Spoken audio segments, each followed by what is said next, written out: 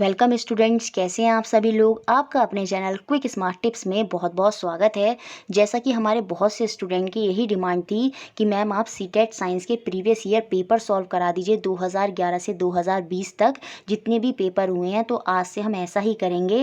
एक special series और शुरू हो रही है जिसमें हम क्या करेंगे, जितने भी प्रीवियस ईयर पेपर हुए हैं उनका सॉल्यूशन देखेंगे। तो सबसे पहले आज हम सीटेट दिसंबर 2019 जो साइंस का पेपर हुआ था उसका सॉल्यूशन देखेंगे और मैं पूरी डिटेल में समझाने की कोशिश करूंगी। क्यों? क्योंकि ऐसा हमेशा देखा गया है कि जो सीटेट का पेपर प्रीवियस ईयर होता है और जो अगला पेपर आने वाला होता है तो उसमें 4 से 5 क्वेश्चन बिल्कुल रिलेट करते हुए आते हैं। तो सीटेट दिसंबर 2019 का सॉल्यूशन अच्छे से देखिएगा, क्योंकि इससे रिलेट करते हुए 4 से 5 क्वेश्चन आपको सीटेट जो आपका जुलाई में होने वाला है अब उसमें देखने को मिल जाएंगे। तो आइए शुरू करते हैं आज की क्लास और देखते हैं सीटेट दिसंबर 2019 के साइंस का paper solution. X is a chemical present in our stomach and is necessary for digestion of food.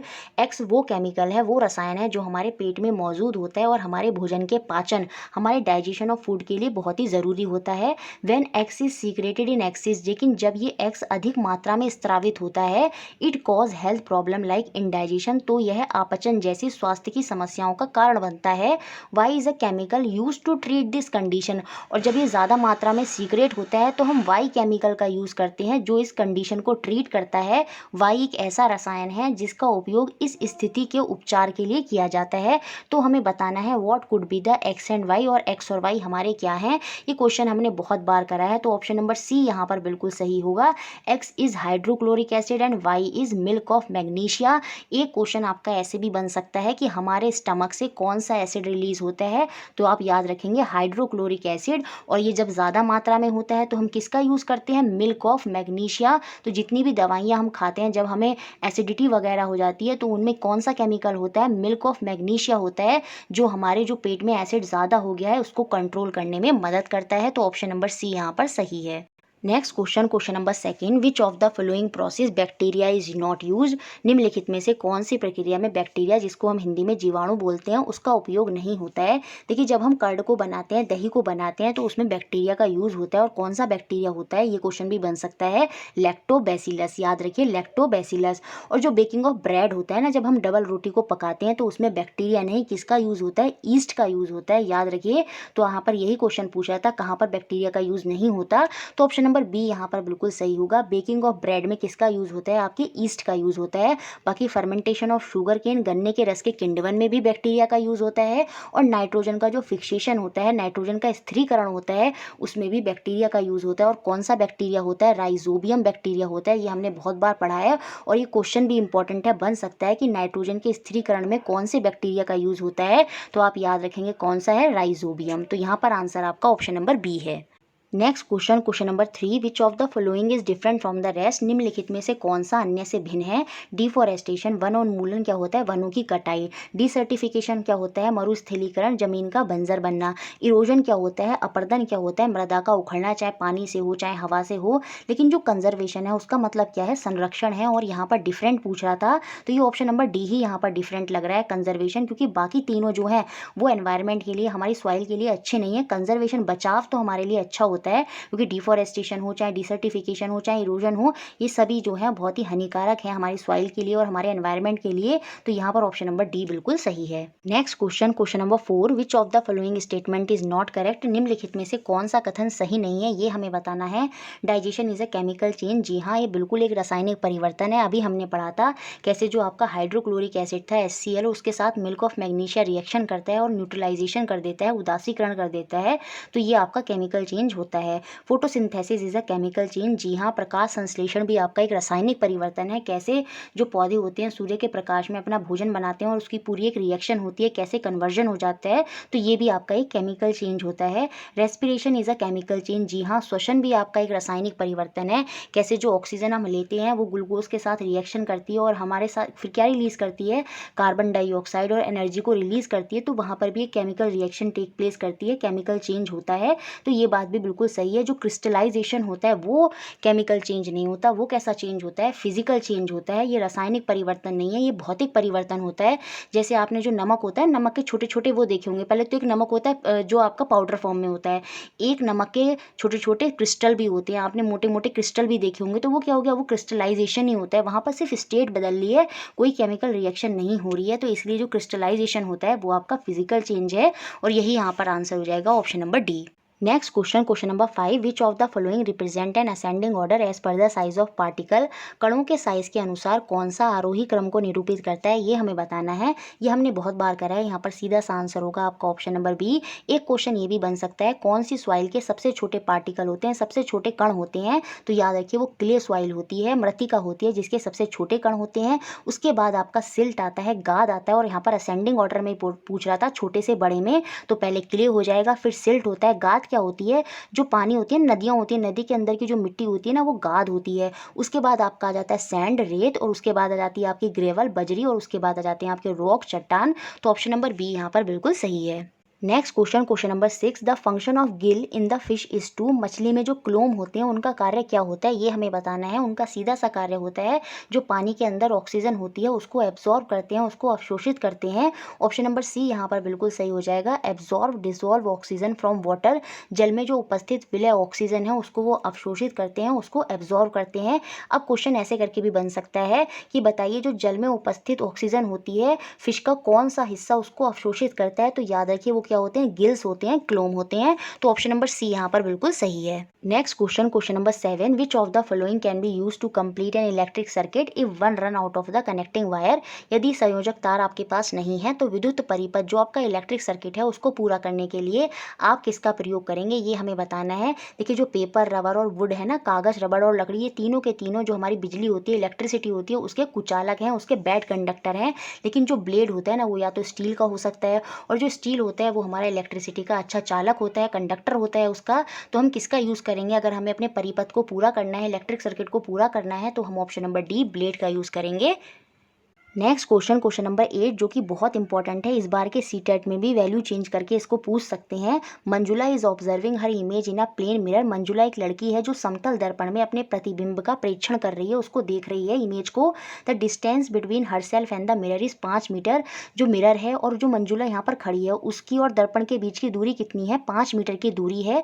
She moves 1 metre toward the mirror. वो 1 मीटर चलती है किसकी ओर, दर्पण की ओर। इसका मतलब वो आगे की तरफ बढ़ गई, यहाँ आ गई, और अब उसके और दर्पण के बीच की दूरी कितनी रह जाएगी, 4 मीटर रह जाएगी, क्योंकि वो 1 मीटर आगे बढ़ गई है। तो ये पूछ रहा है the distance between the her self and the image is now. अब उसकी और दर्पण पे बने प्रतिबिंब, दर्पण पे क्या बना है, प्रतिबिंब, जो इमेज बनी है प्लेन मिरर से, उसकी दूरी कितनी होगी। देखिए जो प्लेन मिरर पर इमेज बनती है वो पीछे की तरफ बनती है, आभासी होती है, वर्चुअल होती है, और वो उतनी ही दूरी पर होती है जितनी दूरी पर ऑब्जेक्ट होता है। और ऑब्जेक्ट यहाँ पर कौन है, मंजुला। तो मंजुला जितनी दूरी पर मिरर से खड़ी है उतनी ही दूरी पर पीछे की तरफ उसकी इमेज बनेगी, उसका प्रतिबिंब बनेगा। तो पीछे की तरफ जो प्रतिबिंब बनेगा वो भी 4 मीटर की दूरी पर बनेगा, और प्रतिबिंब और मंजुला के बीच की जो दूरी हो जाएगी वो 8 मीटर की हो जाएगी। ऑप्शन नंबर सी जो है यहाँ पर बिल्कुल सही हो जाएगा। Next question, question number 9, a pendulum oscillate 30 time in 3 second, which of the statement below is correct. कोई लोलक 3 सेकेंड में 30 दोलन करता है, तो कौन सा कथन सही है, ये हमें बताना है। देखिए 30 दोलन, 30 ऑसिलेशन करने में पेंडुलम को कितना समय लगता है, 3 सेकेंड लगते हैं। और एक ऑसिलेशन करने में कितना लगेगा, 3/30। जब 30 में वो 3 सेकेंड लेता है तो एक ऑसिलेशन करने में, एक दोलन करने में कितना समय लेगा, 3/30 होगा। ये 30 नीचे आ जाएगा, ये इसकी टेबल में 3 1 जा 3, 3 10 जा 30, 1/10 हो जाएगा। और 1/10 को जब मैं ऊपर लेके जाऊंगी तो वो कितना हो जाएगा, 0.1 हो जाएगा। तो यहाँ पर टाइम पीरियड होगा एक ऑसिलेशन का, वो कितना होगा, 0.1 होगा। आवर्त काल जो एक दोलन का होगा वो 0.1 होगा, और ऐसा हमारा ऑप्शन नंबर 2 में ही है, यही यहाँ पर सही हो जाएगा। और जो फ्रीक्वेंसी होती है ना, जो आपकी आवृत्ति होती है, वो क्या होती है, 1 टाइम पीरियड, 1 आवर्त काल। तो 1 टाइम पीरियड हमारा कितना था, 0.1। ये पॉइंट हटेगा तो ऊपर 10 आ जाएगा, और तो हमारी फ्रीक्वेंसी आवृत्ति कितनी हो जाएगी, 10 हर्ट्ज हो जाएगी। तो ऑप्शन नंबर बी ही यहाँ पर सही है। एक क्वेश्चन ये भी बन सकता है कि फ्रीक्वेंसी का मात्रक क्या होता है, तो याद रखिए वो हर्ट्ज होता है। तो ये चीज़ भी आपको ध्यान रखनी है। Next question number 10, identify the incorrect statement. यहाँ पर हमें गलत कथन को बताना है। Ball bearing are use to increase friction between part of machine. Ball bearing का उपयोग मशीन के भागों के बीच घर्षण में वृद्धि करने के लिए किया जाता है। ये बात बिल्कुल गलत हो गई यहाँ पर, यही यहाँ पर गलत हो जाएगा। देखिए जो बॉल बियरिंग होते हैं ना, वो आपके रोलिंग फ्रिक्शन का एग्जाम्पल होते हैं। और एक क्वेश्चन ये भी बन सकता है कि सबसे ज़्यादा घर्षण, सबसे ज़्यादा फ्रिक्शन किस में कम होता है, वो रोलिंग फ्रिक्शन में होता है। तभी आपने देखा होगा जो बैग होते हैं उनमें पहिए लगे होते हैं, ताकि आप बैग को बड़ी आसानी से खींच सकें और जो फ्रिक्शन है वो वहाँ पर कम हो जाए। देखिए जब फ्रिक्शन ज़्यादा होता है, जब घर्षण ज़्यादा होता है, तो मॉलिक्यूल, दो जो ऑब्जेक्ट हैं उनके बीच में ज़्यादा एक दूसरे को अट्रैक्ट करते हैं और वो चीज़ अच्छे से नहीं खींच पाएगी। लेकिन अगर फ्रिक्शन कम होगा तो वो चीज़ बड़ी आसानी से घूमेगी। तो ये जो बॉल बियरिंग होते हैं ना, ये फ़ैन वगैरह में यूज़ करे जाते हैं। गोल कुछ इस तरह के होते हैं, इनको यूज़ करा जाता है फ़ैन में, ताकि जो फ्रिक्शन है वहाँ पर कम हो जाए, घर्षण वहाँ पर कम हो जाए और जो पंखा है वो बड़ी अच्छी से घूमे। तो मशीनों में इनको यूज़ इसलिए करा जाता है फ्रिक्शन को कम करने के लिए, ना कि फ्रिक्शन को बढ़ाने के लिए। तो यही ऑप्शन यहाँ पर गलत है। दूसरा ऑप्शन है कि friction between two surface contact can never be eliminated on the earth. जी हाँ, पृथ्वी पर संपर्क में रखे दो पृष्ठों के बीच घर्षण कभी भी समाप्त नहीं किया जा सकता। ये बात बिल्कुल सही है। अगर फ्रिक्शन खत्म हो गया तो जो चीज़ चल रही है वो हमेशा चलती रहेगी, वो रुक ही नहीं पाएगी, क्योंकि वहाँ पर फ्रिक्शन ही नहीं होगा। तो ये बात भी बिल्कुल सही है। Rolling friction is less than the sliding friction. इस पॉइंट को बहुत ही ध्यान रखना है। सीटेट में मॉडिफाई करके पूछ सकता है कि किसमें घर्षण, किसमें फ्रिक्शन सबसे कम होता है। तो याद रखिए रोलिंग फ्रिक्शन सबसे कम होता है। वहाँ पर जो तभी बॉल बियरिंग का यूज़ करा जाता है, क्योंकि ये रोलिंग फ्रिक्शन का ही एग्जाम्पल होते हैं। इनमें फ्रिक्शन सबसे कम होता है। स्लाइडिंग फ्रिक्शन में उससे ज़्यादा थोड़ा फ्रिक्शन होता है, जिसे हम हिंदी में सर्पी घर्षण बोलते हैं। तो ये बात बिल्कुल सही है कि rolling friction is less than sliding friction.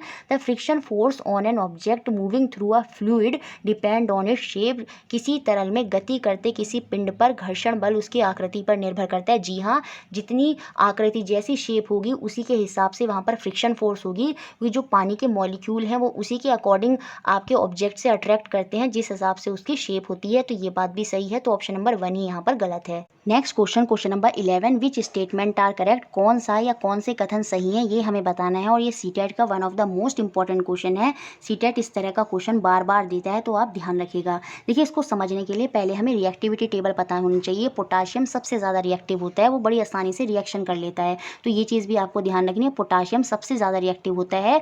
और जो प्लेटिनम होता है, गोल्ड, सिल्वर, प्लेटिनम सबसे नीचे आता है, वो सबसे कम रिएक्टिव होता है, वो बड़ी आसानी से रिएक्शन नहीं करता।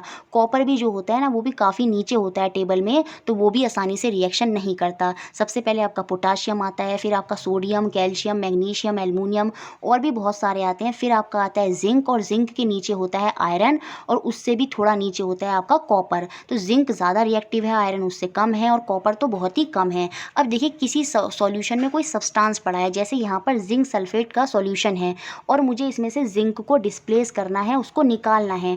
तो वो दूसरा सब्सटेंस जैसे आयरन है यहाँ पर, तो वो जिंक को तभी निकाल पाएगा सॉल्यूशन में से जब वो ज़्यादा रिएक्टिव होगा। ठीक है, अब देखिए यहाँ पर क्या बोला, iron can displace zinc from zinc sulphate solution. ये यहाँ पर बिल्कुल गलत हो जाएगा, क्योंकि जिंक जो है वो टेबल में ऊपर है और आयरन जो है वो नीचे है। इसका मतलब आयरन लेस रिएक्टिव है, और जब वो लेस रिएक्टिव है तो वो जिंक सल्फेट सॉल्यूशन में से जिंक को नहीं निकाल पाएगा। याद रखिए कोई सॉल्यूशन में से सब्सटेंस तभी निकल सकता है जब दूसरा सब्सटेंस यहाँ पर जो आयरन है वो ज़्यादा रिएक्टिव होगा। ऐसा यहाँ पर नहीं है, तो ये ऑप्शन तो हो गया यहाँ पर गलत। Zinc can displace copper from copper sulphate solution, ये बात सही हो जाएगी, क्योंकि कॉपर टेबल में नीचे है और जिंक ऊपर होता है। इसका मतलब ये ज़्यादा रिएक्टिव है और ये आसानी से इसमें से कॉपर को डिस्प्लेस कर देगा, उसको विस्थापित कर देगा। तीसरा ऑप्शन है copper can replace iron from iron sulphate solution, ये भी यहाँ पर गलत हो जाएगा। देखिए जो कॉपर होता है वो टेबल में नीचे होता है, और जो आयरन होता है वो आपका ऊपर होता है। इसका मतलब कॉपर लेस रिएक्टिव है, तो वो आयरन के सॉल्यूशन में से, आयरन सल्फेट के सॉल्यूशन में से आयरन को नहीं निकाल पाएगा, उसको विस्थापित नहीं कर पाएगा। तो पहला और तीसरा दोनों गलत हो जाएंगे, खाली बी ऑप्शन यहाँ पर सही होगा। और ऐसा हमारा ऑप्शन नंबर बी में ही दे रखा है, केवल बी, तो यही यहाँ पर सही है। Next question, question number 12, identify correct statement. यहाँ पर हमें सही कथन को बताना है। जो क्लिनिकल थर्मामीटर हैं, जो डॉक्टरी थर्मामीटर होते हैं, वो उबलते द्रवों का ताप मापने के लिए उनको यूज़ करा जाता है to measure the temperature of boiling liquid. ये बात बिल्कुल गलत है कि जो डॉक्टरी थर्मामीटर हैं, क्लिनिकल थर्मामीटर है, उनकी जो रेंज होती है वो 35 से 42 डिग्री होती है, 35 से 42 होती है। ये बात भी आप ध्यान रखेंगे। और जब वो उबलते हुए द्रव को नहीं माप पाएंगे, क्यों? क्योंकि उबलते हुए द्रव में टेम्परेचर 100 से ज़्यादा हो जाएगा और इस केस में आपके जो क्लिनिकल थर्मामीटर हैं, डॉक्टरी थर्मामीटर हैं, वो फट जाएंगे। तो ये बात हो गई गलत। Room temperature have a range from 30 to 100 degree. जो कमरे का ताप मापने के थर्मामीटर होते हैं, उनका जो परिसर है, रेंज है, वो 30 से 100 होता है। ये बात गलत है क्योंकि जो कमरे का ताप है वो 30 से कम भी हो सकता है, तो ये रेंज नहीं होगी। Laboratory thermometer have a range from 35 to 42 degree Celsius. ये बात भी गलत है कि जो प्रयोगशाला थर्मामीटर हैं, जो उनकी रेंज होती है वो -10 से 110 होती है। ये बात भी आपको ध्यान रखनी है कि जो प्रयोगशाला लेबोरेटरी थर्मोमीटर है, उनकी रेंज -10 से 110 होती है। ये वाली रेंज तो किसकी होती है? क्लिनिकल थर्मामीटर, डॉक्टरी थर्मामीटर की होती है। तो ये ऑप्शन गलत। The range of laboratory thermometer is greater than that of clinical thermometer. ये बात यहाँ पर सही है। जो प्रयोगशाला थर्मामीटर है, उनकी जो परिसर है, जो रेंज है, जी हाँ, वो ज़्यादा होती है। किससे? आपके डॉक्टरी थर्मामीटर से। यहाँ पर अलग लिख दिया है, इसकी जगह होता है यहाँ पर ज़्यादा होती है। जी हाँ, लेबोरेटरी थर्मामीटर की रेंज आपने देखा ज़्यादा है। किससे? क्लिनिकल थर्मामीटर से। तो ऑप्शन नंबर डी ही यहाँ पर सही है। नेक्स्ट क्वेश्चन, क्वेश्चन नंबर 13, और ये भी सीटेट साइंस के लिए बहुत ज़्यादा इंपॉर्टेंट क्वेश्चन है क्योंकि कैलोरीफिक मान, ऊष्मीय मान से बार बार क्वेश्चन पूछे हैं सीटेट ने। तो आप नोट्स में से कैलोरीफिक वैल्यू सबकी देख लीजिएगा, किसकी ज़्यादा है, किसकी कम। Identify the incorrect statement. यहाँ पर हमें गलत कथन को पहचानना है। The calorific value of kerosene is more than the coal. ये बात बिल्कुल सही है। जो कैरोसिन होता है उसका कैलोरीफिक मान, ऊष्मीय मान जो होता है वो 45,000 है। और जो कोल होता है, जो कोयला होता है, उसका जो ऊष्मीय मान, कैलोरीफिक वैल्यू होती है वो आपकी 25 से 33,000 होती है। तो ये बात तो हो गई सही। The calorific value of coal is more than the wood. ये बात भी सही है। कोयले का जो कैलोरीफिक मान, ऊष्मीय मान है, वो लकड़ी के कैलोरीफिक मान, ऊष्मीय मान से अधिक होता है क्योंकि ये तो 25 से 33,000 के बीच में हो जाएगा। लकड़ी का जो होता है वो 17 से 22,000 के बीच में होता है। तो ये बात सही। The calorific value of biogas is more than the LPG. यही गलत हो जाएगा। बायोगैस का जो कैलोरीफिक मान है वो एलपीजी से ज़्यादा नहीं होता बल्कि कम होता है क्योंकि बायोगैस का तो 35 से 40,000 के बीच में होता है, लेकिन जो एलपीजी होता है उसका कैलोरीफिक मान जो होता है वो 55,000 होता है, जो कि काफ़ी ज़्यादा होता है। The calorific value of CNG is more than the diesel. ये बात भी सही है। सीएनजी का कैलोरीफिक मान जो होता है वो 50,000 होता है, डीजल का आपका 45,000 होता है। तो यहाँ पर ये ज़्यादा हो गया, तो ऑप्शन नंबर 3 ही यहाँ पर गलत है।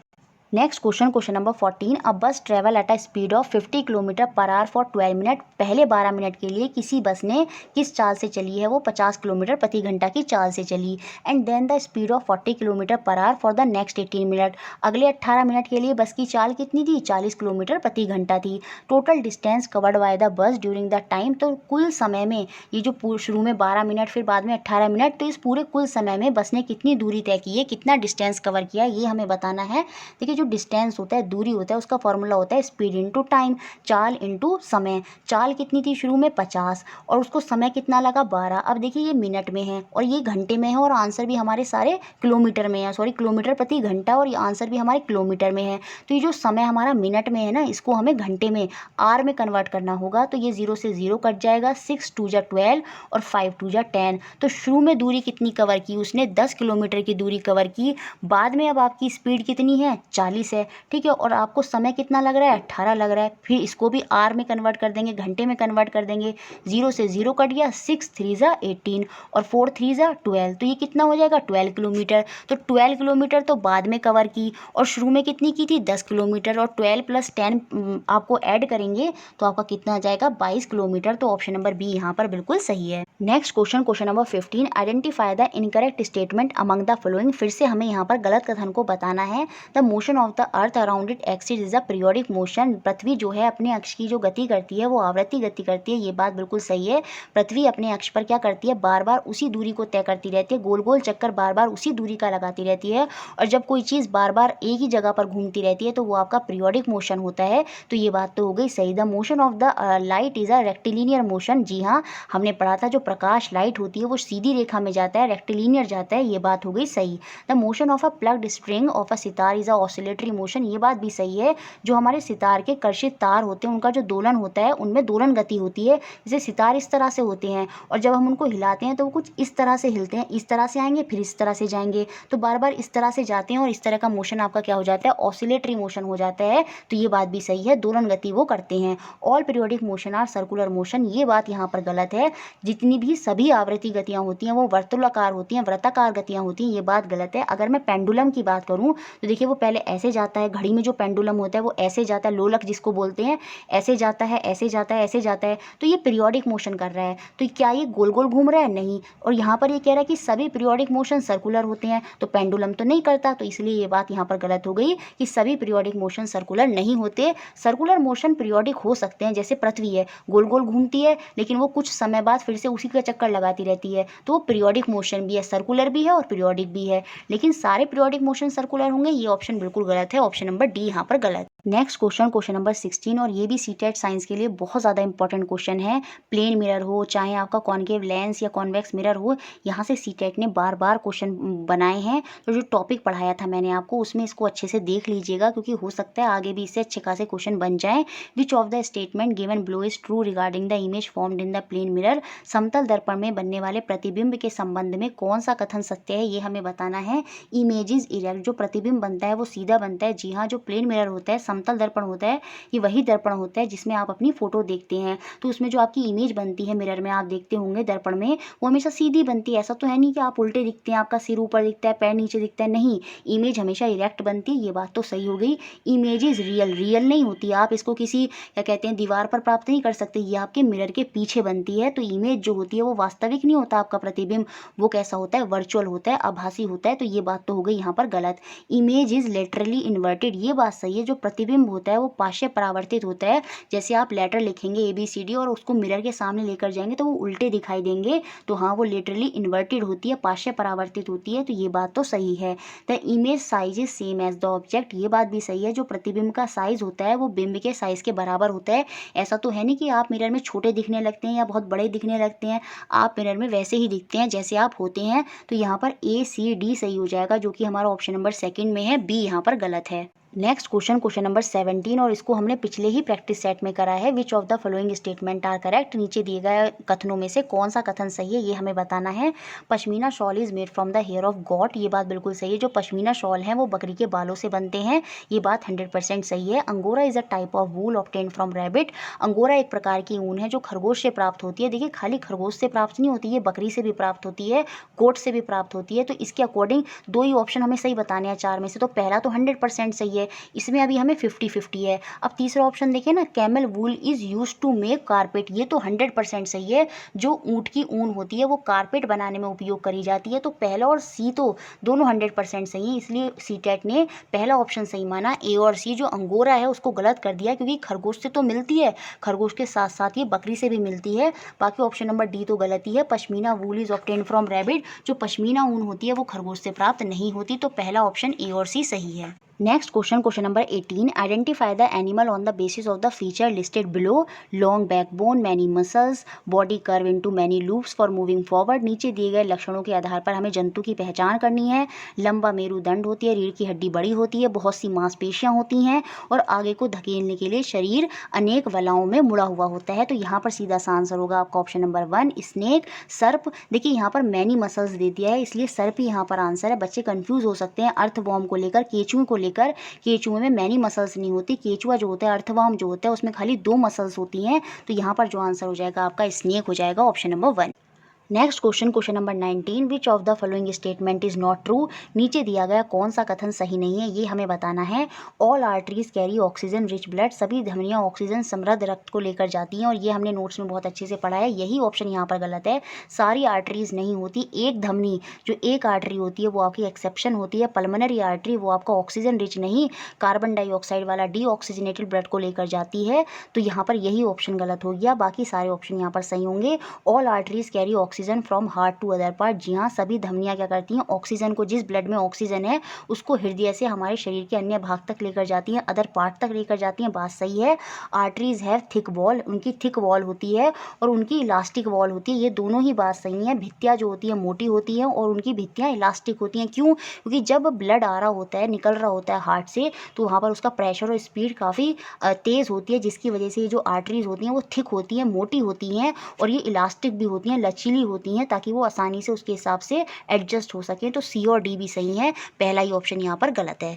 नेक्स्ट क्वेश्चन, क्वेश्चन नंबर 20, और ये भी सीटेट के लिए बहुत ज़्यादा इंपॉर्टेंट क्वेश्चन है। आने वाले सीटेट में हो सकता है थोड़ा मॉडिफाई करके यहाँ से क्वेश्चन बन जाए, तो इसको आप अच्छे से देख लीजिए। विच of the following represent correct matching order, निम्नलिखित में से कौन सा सही क्रम को निरूपित करता है, ये हमें बताना है। देखिए, जो एसिटिक एसिड होता है ना, वो आपका विनेगर में होता है, तो क्वेश्चन ये भी बन सकता है, सिरका विनेगर में कौन सा एसिड होता है, एसिटिक एसिड होता है, एसिटिक एसिड। याद रखिए, जो लैक्टिक एसिड होता है वो हमारा दही, दूध, इन सब में होता है, तो बी तो आपका फर्स्ट हो जाएगा, और ऐसा हमारा ऑप्शन नंबर 3 में है, तो सीधा आंसर तो आपका ऑप्शन नंबर 3 होगा। बाकी आप इन सबको याद रखिए। एसिटिक एसिड जो होता है वो आपका सिरका में होता है, लैक्टिक कर्ड में होता है, और जो ऑक्जेलिक होता है वो आपका स्पिनिच में होता है, पालक में होता है। क्वेश्चन बन सकता है पालक में कौन सा अम्ल होता है, कौन सा एसिड होता है, वो आपका ऑक्जेलिक एसिड होता है, याद रखिएगा। और जो सिट्रस फ्रूट होते हैं, जो नींबू वर्ग के फल होते हैं, उनके अंदर आपका एस्कॉर्बिक एसिड होता है, तो ये भी आपको याद रखना है। तो यहाँ पर ऑप्शन नंबर 3 यहाँ पर सही मिलान इसको करेगा, तो यही यहाँ पर सही है। ठीक है, तो ये थे हमारे कंटेंट के 20 क्वेश्चन। जैसा कि पता ही है, सीटेट साइंस में 20 क्वेश्चन तो आपके कंटेंट से आते हैं, टॉपिक से आते हैं, और 10 क्वेश्चन होते हैं आपके पेडागोजी के। और जो पेडागोजी के क्वेश्चन है ना दिसंबर 2019 के, वो मैंने बहुत अच्छे से पहले आपको करा दिए हैं। पेडागोजी की जो सीरीज़ थी ना 6, उसमें हमने यही करा है। डिस्क्रिप्शन बॉक्स में मैंने उनका लिंक दे दिया है, तो इसके साथ कनेक्ट करते हुए आप उसको फिर से देख सकते हैं। तो फिर से आपके दिसंबर 2019 के पेडागोजी के क्वेश्चन का रिविज़न हो जाएगा। मुझे लगता है सारे क्वेश्चन आपको क्लियर हो गए होंगे। इसी तरह हमारे साथ जुड़े रहना है। वीडियो अच्छी लगी है तो लाइक ज़रूर करना है, शेयर सबसे ज़्यादा करना है। Thank you for watching.